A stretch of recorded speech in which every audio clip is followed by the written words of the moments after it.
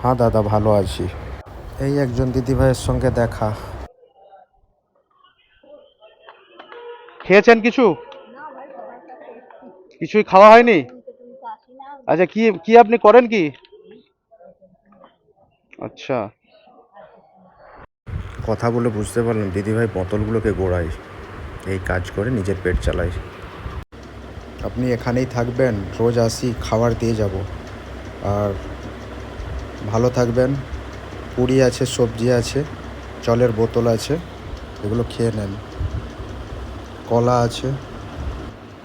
নিজের খেয়াল রাখবেন।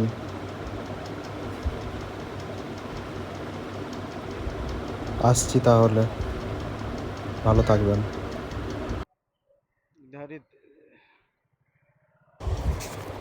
সব বন্ধুরা, এটা দেখে আমরা অনুভব করতে পারলাম সমাজ থেকে আবর্জনাগুলোকে গুঁড়িয়ে এনারা বিক্রি করে নিজের পেট চালায়, বাট খুব অসহায়।